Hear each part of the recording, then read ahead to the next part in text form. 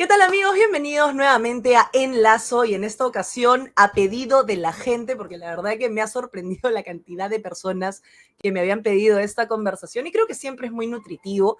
Está con nosotros Santiago Alarcón de Rincón Apologético, una de las conversiones que más levantó polvo este año. ¿Por qué? Porque de hecho es una persona que ha sabido atraer a muchos a Cristo, pero ya terminó obviamente en la Iglesia Católica porque es una consecuencia, como muchos tildan, natural. Es una consecuencia natural de todo aquel que se mete a estudiar, que se mete a ver y finalmente concluye. Pero vamos a ver cómo pasó esto y lo que ustedes quieren saber, lo que ustedes han estado pidiendo, ¿no? ¿Cómo así? ¿Qué pasó? ¿Qué lo llevó? ¿Qué lo atrajo? Ahora vamos a hablar un poco de esto y por qué es tan importante la tradición y todo lo que él ha expuesto en sus videos, largo y tendido, que pueden verlo en su canal, pero ahora ya lo vamos a hacer un poco más escueto. Bienvenido, Santiago, a votocatólico.org.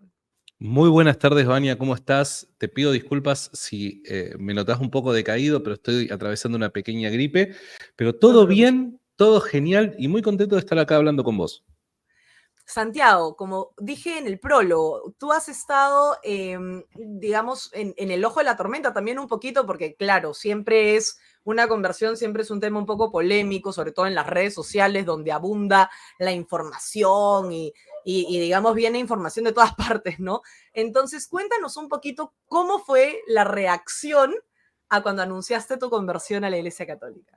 Fue bastante explosivo, tengo que ser honesto, y mirá que, imagínate, yo desde el año 2016 que estoy en las redes llevando adelante un trabajo de apologética, por ende la controversia, yo ya la tenía más o menos, estaba algo acostumbrado, ¿no? Siempre de un lado, que digan ciertas cosas y demás, bueno, era algo que ya me tenía bastante acostumbrado. Sí, no pensé que iba a generar ese boom, ¿no? Esa controversia que se generó en redes. No es habitual que yo sea trending topic en Twitter, y 2 días seguidos fui trending topic, y la mayor parte de los comentarios que se hacían respecto a mi persona no eran del todo agradables, así que no es muy lindo ser por primera vez trending topic en ese escenario, ¿no? Con ese contexto. Pero bueno, nada, sí, causó mucho ruido. Yo tengo que ser honesto, independientemente bueno, el alcance que estábamos teniendo en redes sociales. No intuía que iba a impactar tanto en la comunidad cristiana, ¿no? Esa noticia. Así que fue bastante heavy esos días. Es que es bastante duro porque además, digamos que la conversión, sobre todo, hay una fuerte movida anticatólica, no necesariamente anticristiana, pero sí anticatólica, Mm. ¿no? Y eso no sé si afecta tanto a nivel personal, pero a nivel de redes sociales tiene un impacto bastante fuerte, ¿no? Y la gente empieza a tomar como partido y se ponen hinchas del secularismo, ¿no? Entonces, yo no sé bien eh, ¿por qué tú crees que le tienen tanta aversión a la Iglesia Católica específicamente? No te podría dar la respuesta a cuál es la razón. Sí, lo que podría coincidir es justamente en esta descripción que estás dando. Muchos de los comentarios que me hicieron llegar fue, pero ¿por qué no consideraste el luteranismo? ¿Por qué no consideraste alguna otra denominación más histórica del protestantismo o hasta la Iglesia Ortodoxa? O sea, había un montón de gente que se había levantado a criticarme, que hubiese aceptado cualquier otro camino que yo hubiera tomado, pero el problema lo tenían particularmente con la Iglesia Católica. Y te soy honesto, ahí empecé a ver algo que después me iba a dar cuenta que era parte de una realidad, y que hay una verdadera guerra espiritual que la vemos en la reacción, que la vemos se manifiesta en la cultura, en las ideologías, pero que particularmente yo la pude conocer a partir de ese momento. Che, ¿por qué tanto lío con la Iglesia Católica y no hubiese generado tanto lío el mismo impacto si hubiera tomado cualquier otro camino? ¿Se entiende? Eso la verdad me llamó poderosamente la atención. Hace poco hemos publicado en Voto Católico, en el marco del sínodo de la sinodalidad, ha habido este rito vicentino, ¿no? Y el titular en varias páginas católicas fue el sínodo probó las delicias de la misa ortodoxa, de la misa bizantina, y lo loco es que el mismo día que se publica esta noticia, uno de los cardenales que tiene la vocería en el sínodo dice que, por ejemplo, la misa en latín todavía es un tema que se tiene que debatir, que es complicado contestarlo, ¿no? Entonces, como que hasta dentro de la misma, del mismo movimiento secular de la iglesia, hay esta como resistencia a la parte romana, lo que me lleva a preguntarte algo, ¿no? Que es algo que mucha gente también me ha preguntado. ¿Por qué tú crees que en este momento donde hay más revuelo, ¿no? Donde hay más controversia dentro de la iglesia, hay tantas conversiones? Porque es un hecho que hay muchísimas conversiones y no necesariamente se dan por la postura de las autoridades eclesiásticas, sino por lo que es la Santa Iglesia Católica. Lo único que podemos hacer, al menos conmigo, es especular, pensar, ¿no? Suponer. Pero creo que hay una base sólida para suponer, para pensar, meditar, ¿no? Mira, te doy un ejemplo. Parto desde mi experiencia, porque me parece que es lo que mejor puedo llegar a dar. El mundo, al menos Occidente, está atravesando por un caos, una crisis de idea, crisis de identidad. Hay muchas voces, hay ruido, ruido, ruido por todos lados. Hay mucha confusión, aún fuera del mundo católico, pero cristiano, ¿no? Hay mucha confusión. O sea, el mundo protestante, ruido, voces, opiniones, ¿no? Y el problema que atraviesa el ser humano, independientemente del momento en la historia en el que se encuentre o la cultura en la que se encuentre, va a ser siempre el mismo, va a ser esa necesidad de Dios. El ser humano, independientemente del momento en la historia en el que se encuentre, va a sentir esa necesidad de la verdad. El otro día meditaba en voz alta en los streams que terminan siendo una catarsis muchas veces, ¿no? Con todo el público. Y les decía algo a mis hermanos católicos para que reflexionemos juntos. Muchas veces vemos este lío, esta crisis que parece haber en el mundo, particularmente en Occidente, me refiero a crisis ideológica, y también vemos un gran problema que está sucediendo puertas adentro en la Iglesia Católica, ¿no? Por dar un ejemplo, todo este tema del sínodo y demás, ¿no? Y hay veces que perdemos de vista cosas muy importantes que también están ocurriendo, pero que quizás se diluyen con todo este ruido. Y es que desde mi humilde punto de vista, este es el mejor momento para ser católico y para anunciar el catolicismo. Totalmente. Porque es el mayor momento de confusión que estamos atravesando. Por naturaleza el ser humano quiere la verdad. Por naturaleza el ser humano clama por su creador. Por naturaleza el ser humano quiere dirección, quiere cosas concretas. Y cuando ya hemos vivido una vida de frustración en este mar de ideas que lo único que causan es confusión, confusión y más confusión, llega un momento en tu vida donde vos decís, loco, quiero sentar bases, quiero de verdad conocer lo que realmente es verdadero. Y ahí el único candidato que puede proveer una respuesta satisfactoria a esa necesidad humana es el catolicismo. Entonces, hay veces que el católico yo veo que es como que le pone demasiada atención. No te estoy diciendo que no le tenga que poner atención, no, claro que hay que poner atención, pero hay veces que es demasiada la atención que le está poniendo a todo esto, a este problema. Evidentemente hay un problema, pero no está pudiendo ver en medio del problema la gran oportunidad que tiene para comunicar su catolicismo. Este es el momento en donde los católicos tienen que inflar el pecho diciendo, muchachos, necesitan la verdad aquí, en la Santa Iglesia Católica se encuentra. Muchachos, están perdidos, acá tenemos respuesta. Muchachos, necesitan luz, acá está la luz. ¿Se entiende? Este es el momento en donde vos te tenés que parar en las plazas, te tenés que parar en las esquinas y decir, muchachos, están perdidos, yo no tengo miedo en decir, lo mío no es una opinión, es la verdad. Y esta verdad es la que los hará libres, según un tal Jesús de Nazaret. ¿Se entiende? Entonces este es el mejor momento de la historia para ser católico, porque la gente necesita, más allá de que sea consciente de esta necesidad o no, necesita la verdad. Y cuando solamente se tienen opiniones, empieza a haber una especie de insatisfacción. Y esa insatisfacción me parece que es permitida por Dios para que conozcamos la verdad. Y lo que acabas de decir me hace acordar un poco a la reflexión que hizo el doctor Taylor Marshall hace poquito, ¿no? Porque eh, yo creo que como hay gente que está, y es normal, porque en Hispanoamérica sobre todo, nosotros somos la resistencia del catolicismo en el mundo. O sea, hay gente que todavía no es consciente y va especialmente a los estadounidenses, ¿no? La hispanidad es lo que nos está manteniendo en resistencia. O sea, miren Europa, miren lo que ha hecho la secularización en Europa y realmente el que nosotros estemos resistiendo de esta forma nos da una oportunidad, como dice Santiago, ¿no? Inflar el pecho y decir, oye, somos católicos y mira lo bien que lo estamos haciendo.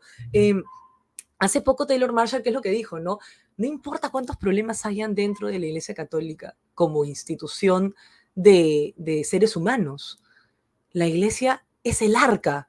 Y lo que acabas de decir, ¿no? Hay tanta desinformación, hay tanta confusión, hay tanto que va por aquí, por allá, por allá, por allá, que el arca es la Iglesia. Y como dices, no, muchachos, acá estamos, no saltes del arca. No, sálvate. Pero es que, a ver, yo tengo la oportunidad de en privado hablar con muchos, realmente muchos evangélicos, agnósticos, ateos. Vos no te das una idea de cómo todas estas personas, independientemente de la cosmovisión que tengan, cómo realmente se están planteando el catolicismo. Entonces es como que, ¿viste Jesús cuando estaba delante de sus discípulos y decía, ¿que acaso no ven que los campos ya están listos para la cosecha? Es como que yo veo el mundo católico, te soy honesto, yo que vengo de afuera capaz que puedo percibir esto.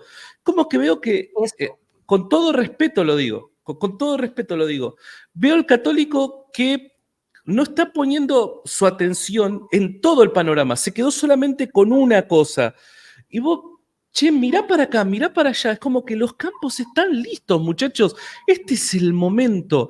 Yo te soy honesto, estoy viendo una gran oportunidad y no me paran de llegar mensajes a mí en privado que me dicen, Santi, la verdad que me estoy planteando el catolicismo, me planteé el catolicismo, me bauticé la semana pasada, esto que el otro. Y supuestamente, lo que a nosotros nos dicen es que es el momento en la historia donde más se está reduciendo el número de católicos, la Iglesia Católica está en crisis, esto que el otro y demás. Y ahí es donde yo en lo privado encuentro un testimonio completamente distinto. A ver, independientemente de las estadísticas, porque puede ser que a causa de una secularización de Occidente y demás, el número de católicos activos baje, yo lo que estoy viendo es, independientemente del número, si de verdad te preocupás por mantener vivo ese fuego en tu corazón, es el mejor momento para ir al frente. No tenemos que estar siempre o ser siempre la resistencia, como ese grupo de personas que resiste, que aguanta. No, ataquemos, vayamos adelante. Es el momento de dar el paso hacia adelante, ¿se entiende? O sea, este es el momento donde parece que las muchas ideas están ganando terreno, pero como hay muchas ideas que van ganando terreno, asimismo van perdiendo influencia, porque a mayor cantidad de ideas, mayor es la confusión, y la gente ya está harto de tanta opinión, tanta perspectiva, no, quiero la verdad. Es ahí donde el católico tiene que aprovechar la oportunidad de ir al frente y decir, loco, acá está la verdad, te la presento, para que ya dejes de estar viendo qué camino tomar. ¿Se entiende? Sí, claro. No, y de hecho, esa es la razón por la que, por ejemplo, existen portales como este, ¿no? De, oye, no, tienes que separar la política de la religión, porque la religión, no, perdóname, la verdad es una sola. Y ahí viene otra cosa importante, ¿no? ¿Por qué el católico sí tiene que participar activamente en política? Ojo, no necesariamente postulando, sino participar activamente en política y como dices, ¿no? Ya llevar un paso adelante, ¿no? Dejar de reaccionar y empezar a actuar, ¿no? Sí, completamente, completamente. A ver, creo que lamentablemente Y esto, ¿sabes por qué lo digo? Lo digo, ojo, con todo respeto, porque recién va a ser un año que yo soy católico. Entonces, Wow, tengo qué mucho, rápido se ha mucho pasado un año. respeto. Tengo mucho respeto al público católico, al católico de vida. Tengo muchísimo respeto. Ujú, Pero hay veces de que siento el deseo de decirle, mirá la oportunidad que tenemos delante, ¿se entiende? ujú, ¿Qué quiero decir con esto? Ah, por dar un ejemplo, eh, yo como evangélico, hoy tengo 37 años, a los ujú, 36 años tomé mi decisión de ser católico. ujú. Durante los 36 años de mi vida, yo que tenga memoria, jamás en mi vida, nunca un católico vino a compartir su fe conmigo. Jamás. En 36 años de vida, en Latinoamérica, no vivo en Tailandia, vivo en Latinoamérica, vivo en un país que independientemente de lo progre que es Argentina, sigue siendo mayoría católica. Correcto. Nunca en mi vida ningún católico vino a compartir su fe conmigo. Jamás. Nunca. ¿Qué es lo que está pasando? Se Creo perdió que la misión, lamentablemente se ¿no? ha reducido la fe al plano de lo personal. Y ese es el problema. Porque la fe, nuestros valores que se desprenden de nuestra fe, no los aplicamos, no los implementamos a toda nuestra vida, a nuestro diario vivir, a nuestras actividades, a nuestra compañía, a nuestros compañeros de trabajo. Es como que hemos perdido eso. Y es momento de nuevamente recuperarlo, ¿no? Hay una frase, independientemente de lo que alguno pueda llegar a opinar, hay una frase que ya desde mi pasado evangélico a mí me había hecho ruido, que era el Papa Francisco cuando dijo, hagan lío, necesitamos hacer lío, lío del bueno, lío que permita nuevamente poner sobre la mesa la discusión del catolicismo. Hoy por hoy, lamentablemente en Occidente, se ha querido poner al catolicismo como una religión del medioevo. Ya si vos sos católico, sos una persona que no pertenece al siglo XXI, sino que sos del Un pasado. retrógrada. No, campeón. Totalmente, no, campeón.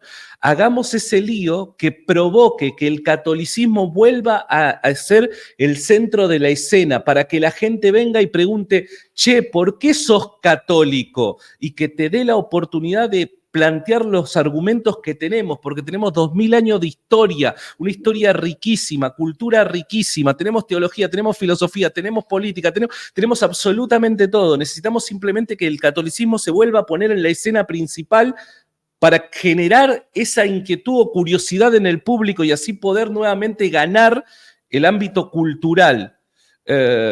Y me parece que eso depende de nosotros los católicos, de cuánto nosotros compartamos nuestra fe.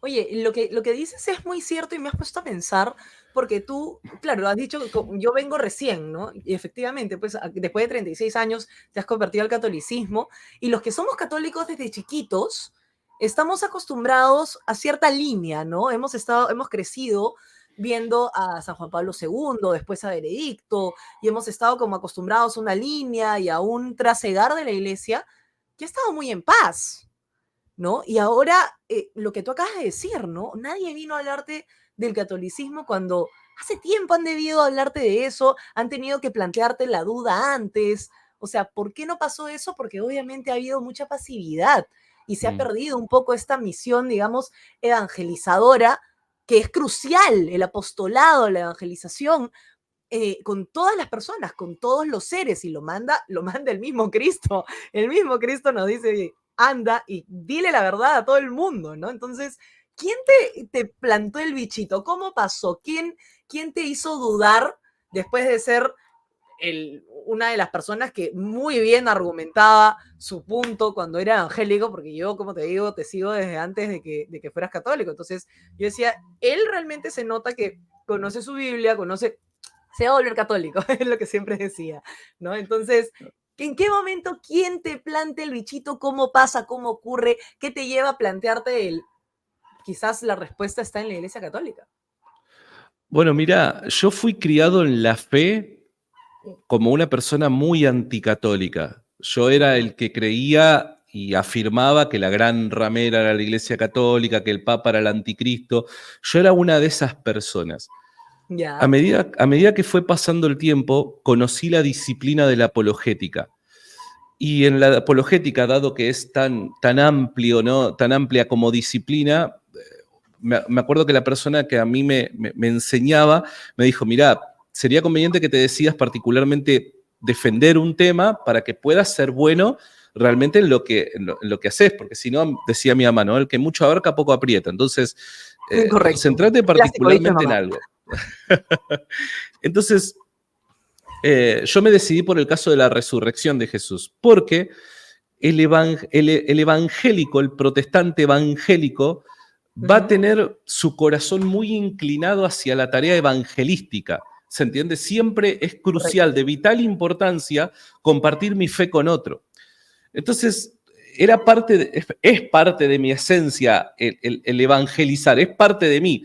Entonces digo, bueno, ¿cuál puede llegar a ser ese punto donde no solamente se me permita dar defensa de mi fe, sino que también esa defensa de mi fe sea capaz de poder comunicar el mensaje del Evangelio?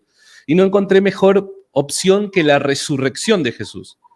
Entonces, cuando empecé a elaborar el caso histórico de la resurrección de Jesús, tuve que ir a los documentos más antiguos para ver no solamente qué es lo que se decía respecto a Jesús, sino cuál era la postura de la iglesia primitiva respecto a esta fe naciente, qué es lo que creían como tal, las controversias que habían surgido, oponentes de fuera, de dentro y demás. Y ahí me empecé a encontrar con una serie de documentos que yo no sabía ni de su existencia y que eran documentos bastante católicos, por así decirlo, ¿no? De repente cuando vos me empezás a hablar de los obispos, me empezás a hablar de la confesión, me empezás a hablar de la intercesión de los santos, me empezás a hablar de la Eucaristía, yo digo, pero pará, ¿qué onda con todo esto? O el Papa Francisco mandó a corromper todos estos documentos para que todos fuéramos engañados en el siglo XXI, o evidentemente me estoy dando cuenta que el cristianismo que yo practico no es el cristianismo histórico y que en realidad el cristianismo histórico es el cristianismo católico. Entonces fue un tiempo de búsqueda, de viaje, donde yo ya me había dado cuenta por otras razones que el protestantismo como tal era inconsistente, no podía el protestantismo por sus bases, no podía representar lo que es el cristianismo porque es inconsistente, es ilógico, es contradictorio. Por ende, dado que yo ya sabía que Jesús había resucitado de los muertos y que el cristianismo era verdad, mi búsqueda última tenía que ser, bueno, ¿cuál de las propuestas cristianas en la actualidad representa fielmente lo que Cristo ha predicado y fundado? Ujú. Y en última instancia, para no hacerlo demasiado largo, me terminé dando cuenta que la única opción era la Iglesia Católica. Pero fíjate cómo era mi sesgo anticatólico, que lo que primero me quise proponer fue la Iglesia Ortodoxa. Entonces, Mira, ahí vos te das cuenta como que hay algo inexplicable, pero que sí yo le veo una razón espiritual que, o sea, intentemos buscar caminos alternativos a Roma. ¿Se entiende? suele pasar, y por eso te digo que entre la persona más se sumerge en la composición teológica e histórica de la fe, más es propensa a querer venir a la iglesia católica. Mm. Porque hay un punto en el que dices, acá falta un libro en esta Biblia, o dos, o siete, ¿no? O si no, acá, vamos, la tradición juega un papel genuinamente importante. La tradición y la historia son componentes básicos en la Santa Iglesia Católica. ¿Cómo se te hizo a ti asimilar esta parte? Porque si vienes del protestantismo, obviamente este factor de la tradición medio que le hace ruido a la gente que solamente se basa en la Biblia, porque digamos que ese es el caballito de batalla de todos los protestantes suele ser ese, ¿no? O sea, no, pero es que eso no está en la Biblia, no, que tú te guías del catecismo y eso es de humanos, no, que ustedes tienen demasiados libros, las encíclicas, las cartas, los concilios, el esto y el otro, y eso no es lo que dijo Cristo, así que eso no va a pasar, ¿no? Está mal. Entonces, ¿cómo asimilaste esta parte, ¿no? ¿Cómo asimilaste la parte de la tradición, de la historia y de no estar solo enfocado en la Sagrada Escritura? Bueno, es muy llamativo cómo llegué hasta ahí, porque como te dije, yo estaba llevando a cabo hacía varios años un trabajo apologético, ¿no? Ujú. Y me enfocaba principalmente en el escéptico, en el incrédulo, en el agnóstico, en el ateo. Entonces, una tarde, recuerdo, como si fuera hoy, me encontraba en las afueras de Buenos Aires, en el auto, después de comer, de almorzar, y le mando un Ujú. mensaje a un amigo que hasta el día de hoy es protestante. Le mando un Ya. mensaje a un amigo con una inquietud y le digo, ¿cómo podemos demostrarle al escéptico que la Biblia es palabra de Dios? ¿Cómo se lo puedo demostrar? Y esa pregunta fue el puntapié inicial para, para todo lo que iba a ser después un abrir de ojos por parte mía. Porque la gran Ujú. pregunta es, está bien, creo en la Biblia, pero ¿por qué creo en la Biblia? ¿Cuál es la razón por la que debo creer en la Biblia? ¿Por qué debo creer que el Nuevo Testamento está conformado necesariamente por 27 libros, no por 26, no por 23 ni 16, ni por 28, 34 o 45? Claro. ¿Cómo yo sé que cada uno de estos documentos ha sido inspirado por el Espíritu Santo? ¿Cuál es la razón? ¿Qué conjunto de criterios? ¿Qué metodología? ¿Hay algún instrumento o hay alguna disciplina capaz de poder nosotros aplicarla y que de alguna manera, como si fuese una ecuación matemática, me dé como resultado inspirado por Dios? No lo hay, no hay forma. Entonces, para yo creer en sola escritura, necesito presuponer la escritura. No puedo hablar de sola escritura sin escritura. Entonces, había un paso previo que me faltaba resolver. Está bien, ¿creo que la Biblia es autoridad? Sí, pero ¿por qué lo creo? ¿Qué es la Biblia? ¿Cuántos libros son la Biblia? Y demás, ¿no? De hecho, en el mundo protestante, quieras o no, esta discusión sigue abierta. Y hay algunas personas que intelectualmente, siendo honestas con su protestantismo, lo han concedido a esto públicamente. Necesariamente esta discusión tiene que continuar abierta, dado que no hay una autoridad que establezca que estos son los libros ni más ni menos. Entonces, esa pregunta ya no era una pregunta que deseaba responder para poder proveerle una razón al escéptico. Era una pregunta que yo necesitaba responder para yo justificar la fe que tenía. A ver, yo puedo creer en la resurrección de Jesús independientemente de lo que crea en la Biblia, acerca de la Biblia. Yo puedo no creer que la Biblia sea palabra de Dios y mismo así puedo creer que Jesús haya resucitado de los muertos. Por ende, el cristianismo ya lo tenía salvado. Cristo resucitó de los muertos, por ende, la iglesia fue fundada por Cristo y hay algo llamado cristianismo. El tema es cómo yo valido mi fe en las escrituras. Y cuando me voy a la historia, me voy a el caso de la tradición y la autoridad de la iglesia. Porque ni siquiera solo por tradición puedo validar mi fe en un canon cerrado de las escrituras. Porque por Sí. tradición también las muchas voces, habían algunos documentos que los discutían. Entonces necesariamente debemos apelar a una autoridad que determine que esto es palabra de Dios y esto no lo es. ¿Cuál es esa autoridad? Solo hay un camino y es la autoridad fundada por el mismo Cristo. Es una institución fundada por el mismo Cristo, una institución la cual Cristo le ha prometido que iba a guiarla por medio del Espíritu Santo y que iba a evitar que cayera en error porque se le había prometido que las puertas del Hades no iban a prevalecer contra ella. Es la Iglesia Católica. Y hay una sucesión que valida, ¿no? Esta sucesión, o sea, por ejemplo, cuando yo tengo el caso de una amiga que es muy, muy parecido al tuyo, también así igualito, igualito en el sentido de que también, ¿no?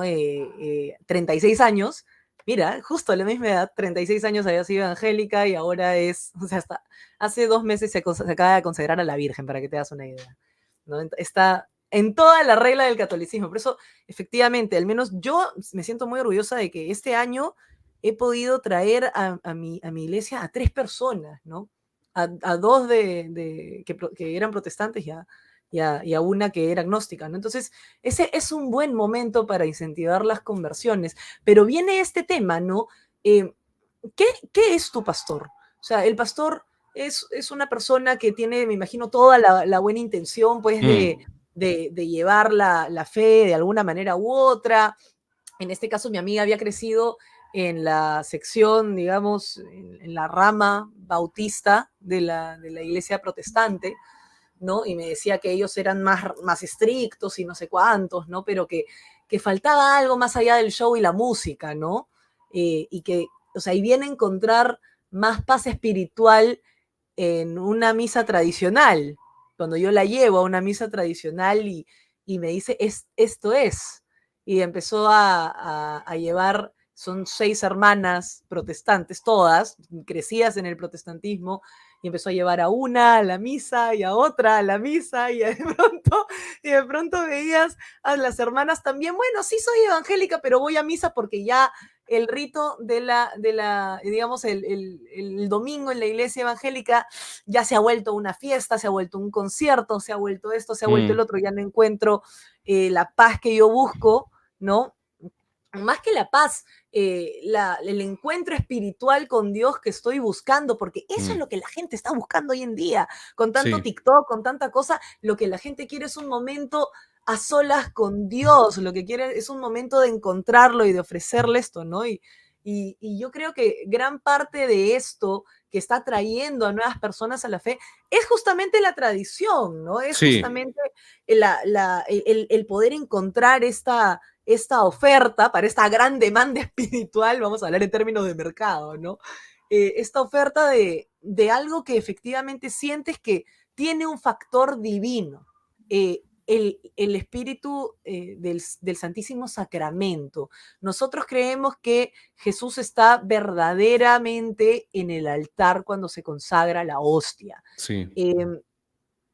Tú ya has hecho tu primera comunión, ya Sí. estás recibiendo el Santísimo Sacramento. ¿Cómo fue esta experiencia? ¿Y qué podrías decirle a las personas que están en duda, ¿no? Que todavía no pueden dar ese último pasito, ¿no?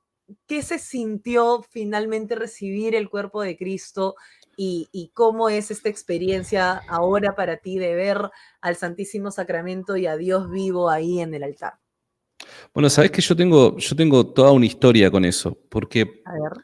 sin darme cuenta, ya la Eucaristía era la que me llamaba a la reflexión sin yo saber nada de catolicismo. Te Mira. explico.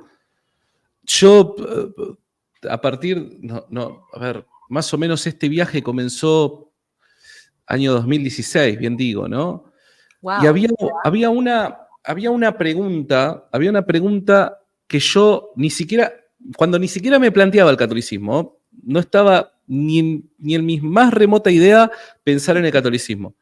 Pero había una pregunta que me golpeaba la puerta todo el tiempo. Era, ¿cuál es el significado de la Cena del Señor? El evangélico le va a llamar a la Eucaristía Cena del Señor, ¿no es cierto? Y la ¿Cuál Santa es? Cena, sí O la había visto Santa Cena, que sí. en Semana Santa coincidía que algunos de mis amigos protestantes de varias ramas decían, sí, es que tenemos la Santa Cena, ¿no? Sí, sí, sí, sí. Santa Cena o Cena del Señor es la Eucaristía, ¿no? Ujú. Y, y yo decía, cada vez que el pastor repetía, ¿no? Bueno, este es el cuerpo. Yo digo, pero ¿cuál es el significado real de comer un pedazo de pan y un poquito de vino? ¿De qué manera uno... y empezó, no sé de dónde surgió esa pregunta, esa inquietud, pero era una pregunta que me persiguió durante años. Tiene que haber, y me fui al judaísmo antiguo, me fui a todo lo que eran los recursos de la época de Jesús para ver cuál era el significado del pan, el vino, a ver si había un significado, y no encontraba, y esa pregunta todavía seguía golpeando a mi corazón, cuál era el significado, y durante años estuve lidiando con esa pregunta, pero sin siquiera plantearme el catolicismo. O sea, agoté todas las respuestas alternativas, las hipótesis alternativas, las agoté todas y ninguna fue de satisfacción para mí. Ujú. Cuando conozco el catolicismo, me doy cuenta que por alguna extraña razón los católicos creían de que esto no era simbólico, esto era real, era Cristo realmente. Y empecé como que un día a consumir contenido católico y es como que los ojos se me fueron abriendo y empezaron todas las piezas a ponerse en su lugar. Ah, con Ay, razón esto, con razón lo otro. Mira, te soy honesto. Todo esto comenzó a romperse con la pandemia. Ah, mira. ¿Por qué? ¿Sabes por qué? La clave fue la siguiente. ¿Cuál es la razón por la que tenemos que congregar según la Biblia? ¿Por qué? Porque se habían cerrado las iglesias. Las iglesias evangélicas en Argentina también se habían cerrado. Y Oh, ya. habían propuesto una alternativa. ¿Cuál era el Zoom? Entonces todos los hermanos de una congregación se reunían todos en el Zoom. Ujú, Digo, a ver, supongamos que vuelve toda la normalidad. ¿Cuál es ujú, la razón por la cual nosotros debemos abandonar la videoconferencia y reunirnos todos en un mismo espacio físico? ujú. ¿Cuál es el motivo por el cual la Biblia te llama a congregarte, a reunirte, a compartir un mismo espacio físico? Porque le cantamos, alabamos juntos a Dios. Bueno, no, pero eso lo puedo hacer en mi casa mientras como una Se puede lavar pizza. donde sea. Porque meditamos respecto a la palabra de Dios. Eso lo puedo hacer yo en mi casa. Ujú, Porque cualquiera de las posibles respuestas que se ofrezcan, ujú. todas puedo hacerlo fuera de la iglesia. Todas puedo hacerlo sin la necesidad de congregar, Sí, sino claro. en reuniones informales. Todas las cumplo. ¿Cuál es la razón de que yo como evangélico diga que es necesario congregar? Y ahí me cayó la ficha que era la Eucaristía. Nada puede ser reemplazado, nada puede reemplazar la Eucaristía y nada puede reemplazar al sacerdote. Y donde esté el sacerdote, decía Ignacio de Antioquía, ahí está la iglesia, ahí está Dios. Por ende, la razón por la cual hay que congregarse es porque necesariamente requerimos la presencia del sacerdote para que se lleve a cabo el milagro eucarístico de la Eucaristía en la consagración y así todos podemos estar en comunión, no solo los unos con los otros, sino con el mismo Cristo. Y esto Sí. necesariamente implica reunirnos en un mismo espacio físico, porque no hay alternativa para ello. Y ahí me cayó la ficha. Y digo, esta es la única respuesta posible. Entonces, una crisis provocó una apertura de ojos, podríamos decir. Qué increíble lo que dices, porque esto fue también un tema de resistencia por parte de muchas iglesias católicas, Mm. obviamente, muchas Sí, sí, sí. atacaron, pero yo me acuerdo que yo tengo un amigo también que hasta ahora es protestante, pero que toda la pandemia, y no me deja mentir, y él sabe quién es, ¿no? Estuvo yendo a una iglesia católica. ¿Por qué? Porque, claro, las iglesias evangélicas hicieron lo que tú dijiste, ¿no? Empezaron a hacer Zooms. Y claro, las iglesias católicas también oficiaban la misa online, ¿no? Y grababan al sacerdote consagrando en el altar y todo. Pero ¿por qué había tantas ganas de los católicos de crear los protocolos, poner mascarillas a todo el mundo? O sea, que se No, y puedan además como que abrir los templos para dar Eucaristía. yo conocí grupos de católicos que se reunían clandestinamente. Yo también, por eso te digo que Y entonces, este ¿sabés amigo qué, mío qué me fue lo dijo, que pasó? Esas reuniones clandestinas, cuando no se podía, pero que lo hacían igual, eso me mostró cristianismo. es Cuando, nacimiento de la cristiandad, cuando ellos eran perseguidos, hacían lo Totalmente, mismo. totalmente. Cuando el Estado quiere oponerse para tu práctica de la fe libre, y mismo así, por principio de fe y por amor a Cristo, vos Ujú. evadís ciertas reglas porque por sobre todas las cosas está la ley de Dios arriba. Y yo no Así puedo es. obviar, olvidarla. Entonces, eso, me acuerdo que esas reuniones clandestinas para compartir la Eucaristía fueron cosas que me golpearon, porque digo, ¿cómo puede ser? Eso es cristianismo, no reunirnos por Zoom. Cristianismo es, che, loco, por sobre todas las cosas, Dios. Así es. No, y además, a ver, pongamos que te meten preso por irte a la iglesia. No, Dios no quiera que lleguemos a ser Nicaragua, ¿no? Pero digamos que te meten preso por ir a la iglesia. Tu cuerpo físico va a estar preso, pero digamos, tu alma se salva.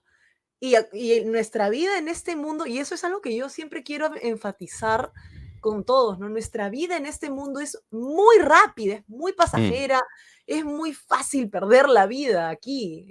Somos sumamente frágiles, cuerpos sumamente perecederos, frágiles, pero nuestra alma es la que va a tener que cosechar lo que estamos plantando en esta vida, ¿no? Entonces, si tú has sido consecuente y has puesto la ley de Dios por encima de la ley del hombre siempre, pues posiblemente tu alma coseche buenos frutos y esa vida sí es eterna. Y tu vida eterna será vida eterna y tu condena eterna será condena eterna. Entonces hay que darle la prioridad que se necesita a llevar una vida en la fe coherente, ¿no? Sí. Y por eso también yo me gustaría que compartas esto para ti, cuáles son los no negociables de un católico a la hora de elegir a un líder político, porque ya estamos a puertas de las elecciones en Estados Unidos, ustedes están muy, muy cerca. Hace poco Tucker Carlson ha entrevistado a uno de sus candidatos a la presidencia, ¿no? Entonces, están muy cerca de elegir ustedes también a su próximo presidente.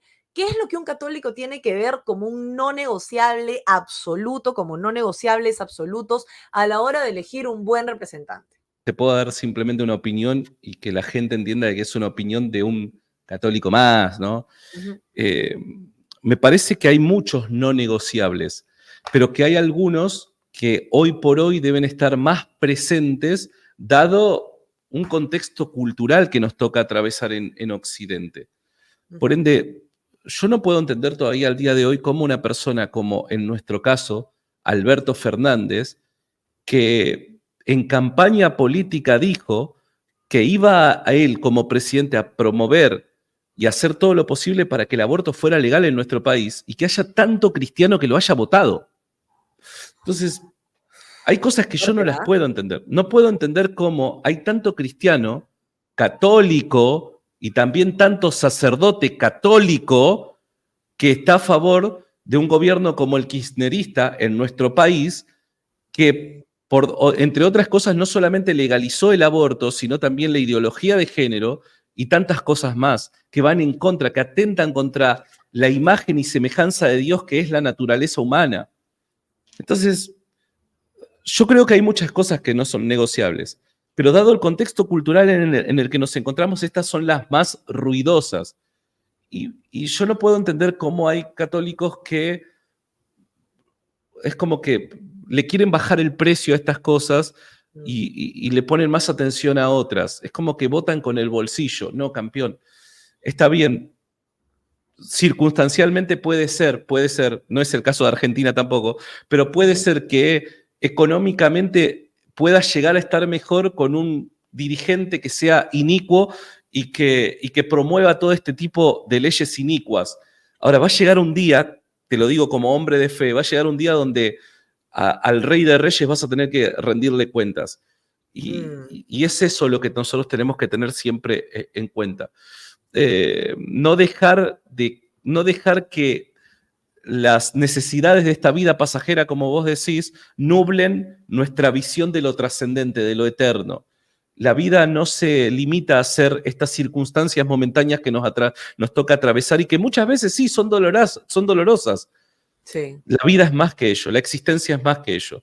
Por eso, por sobre todas las cosas, como dice la Biblia, los ojos puestos en Jesús, autor y consumador de nuestra fe. Cuando dejamos de poner los ojos en Jesús, dejamos de poner los ojos en lo trascendente. Y cuando dejamos de poner los ojos en lo trascendente, lo momentáneo pasa a ser lo más importante en nuestras vidas. Y lo momentáneo puede llegar a ser confuso y nos puede llevar a tomar medidas que son terriblemente erróneas. Es verdad, es muy cierto. La verdad que finalmente, ¿no? El católico tiene que recordar cuál es la base, ¿no? Y si te dicen, oye, eres un radical, efectivamente, porque volvemos a la raíz, a la raíz. Eso es ser radical. Un radical era Jesús que dice, el que, o sea, tome su cruz y sígame. Correcto. Es radical eso. Es ¡Ah! radical. ¡Ah! Hoy por hoy, Y lo decir, radical no es toma tu malo. cruz y síguelo, parece que hoy el discurso ese debe estar prohibido porque es demasiado radical, demasiado fanático, demasiado... No, campeón, es tu maestro, mi maestro, tu Dios y mi Dios el que dijo eso. Y nosotros tenemos que intentar reproducirlo. Por ende, no creo que sea para nada malo el ser radical.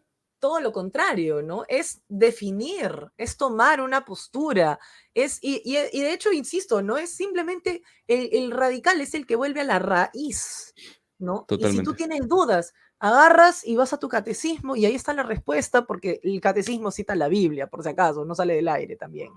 ¿No? Entonces solamente te dice, oye, pero ¿cómo trato al homosexual? Está en tu catecismo. ¿Cómo trato a mi prójimo? Está en tu catecismo. ¿Cómo tengo que meditar? No hagas yoga, está en tu catecismo. ¿No? Entonces, ese tipo de cosas finalmente son parte de lo que construye nuestra iglesia y parte de lo que nosotros tenemos como identidad católica, y es algo que tenemos que cultivar, que tenemos que Mm, reforzar y que tenemos que llevar a práctica, porque lo que tú dices es crucial, tener los ojos puestos en Cristo. Siempre pensar, esto agrada a Dios, esto no agrada a Dios. Si agrada a Dios, voy allá. Si no agrada a Dios, chao, no voy allá.